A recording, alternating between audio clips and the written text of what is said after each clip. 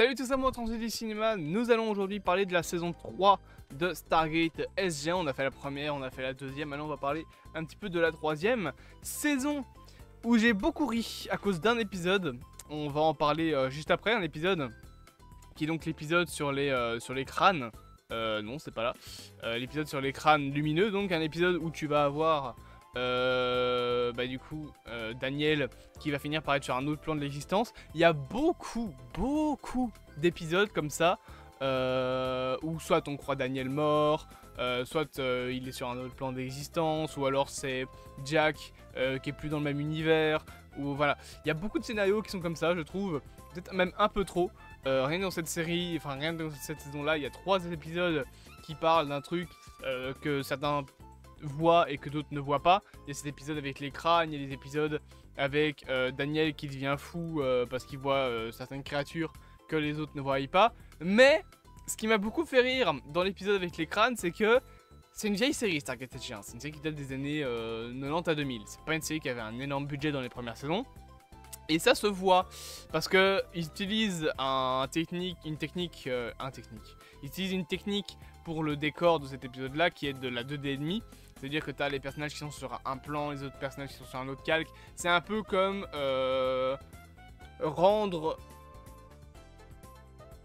non fixe, je vais dire ça comme ça, des calques Photoshop.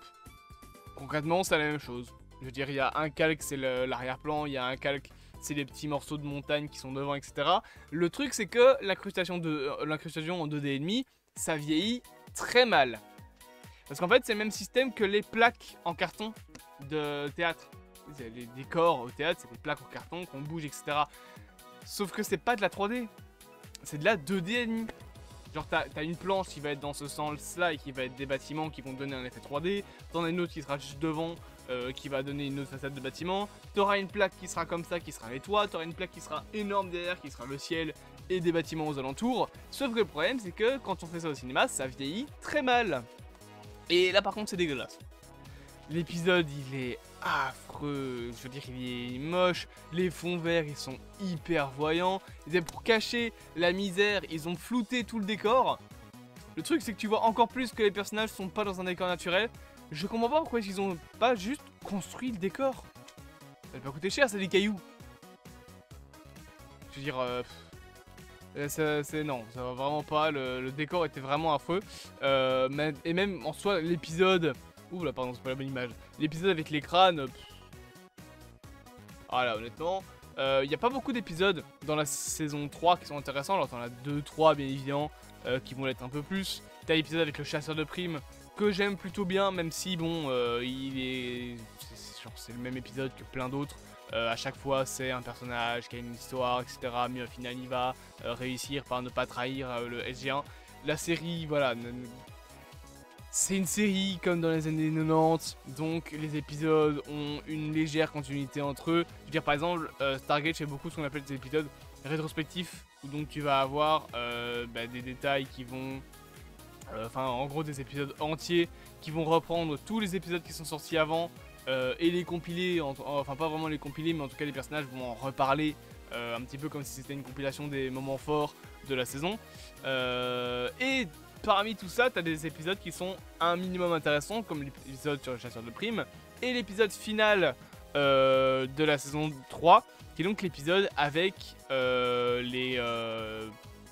l'apparition pour la première fois dans l'histoire de Stargate d'une race bien précise d'extraterrestres qui ensuite sera l'une des plus grandes menaces de l'univers, même pire que les Goa'uld, les réplicateurs. Alors les réplicateurs, c'est quoi? Ce sont des petits robots qui en gros sont faits avec des petites pièces un petit peu comme des puzzles et se reconstruisent tout seuls, et ça bouffe tout. En tout cas tout ce qui fait de l'énergie. Ça bouffe aussi des humains. Et c'est voilà, c'est une menace qu'on arrive à avoir dans l'épisode final de cette saison 3, puisque en gros les réplicants vont... Enfin les réplicateurs, pas les réplicants, ça c'est autre chose. Les réplicateurs ont attaqué le vaisseau de Thor, donc le chef des Asgard. Et Thor demande à SG1 de venir détruire son vaisseau pour tuer les réplicateurs. Chose qui fonctionnera en grosse partie, puisqu'à la fin de l'épisode, et c'est d'ailleurs sur ça que se conclut la saison, on a un réplicateur qui a survécu. et il est nulle part au beau milieu de l'océan. On va pas aller très loin, mais le truc c'est que les réplicateurs ont besoin de manger uniquement pour se reproduire. Dès qu'ils mangent, ils peuvent recréer un nouveau réplicateur. Tant qu'on les a pas tous détruits, ils seront jamais morts. À un moment donné, ils seront tous détruits, je vous rassure. Alors, je pense que la dernière fois qu'il y a des réplicateurs, c'est dans Stargate Continuum. Je crois que c'est ça. Non, c'est pas Continuum. C'est l'Arche de Vérité, je crois. Continuum, c'est autre chose. C'est le film avec la porte des étoiles dans la glace, là. Non, je pense que c'est l'Arche de Vérité où l'arc des réplicants se termine. Enfin, des réplicateurs. Mais il faut quand même se dire que là, ils apparaissent fin de saison 3. Il y a 10 saisons à Stargate et en 10 saisons, on les aura toujours pas battus. On aura réussi à les affaiblir, etc.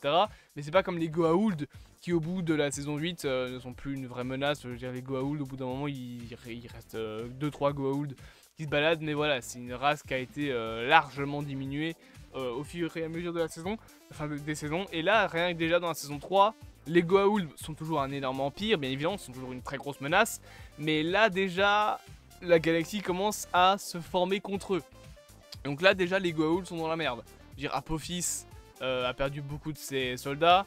En plus, il y a maintenant 7 qu'on voit aussi dans la saison 3 qui n'est plus là, il meurt. Donc c'est encore un autre chef Goa'uld qui finit par mourir. Donc on a tué Ra, on a tué Seth, on a tué, voilà, on a tué quand même pas mal. Il y a bien évidemment encore des trucs avec Hathor, il y a encore Hero-Ur. On n'a même pas encore vu pas mal de dieux qui sont des Goa'uld, comme par exemple Seth, non pas Seth, je raconte, Basset. Elle, on l'a pas vu, on n'a pas vu Osiris, on n'a pas vu Horus, on n'a pas vu, comment il s'appelle, Anubis. Voilà, on n'a pas vu plein de dieux, vous inquiétez pas, ils vont arriver. Mais voilà, cette saison est pas mauvaise, c'est juste que c'est un peu compliqué de parler encore une fois de séries où il n'y a aucune continuité. Je peux vous parler que enfin aucune non, mais où la continuité est, voilà, pas le sujet principal. Il y a un fil rouge qui conduit toute la série, mais les épisodes ne font que suivre le fil rouge.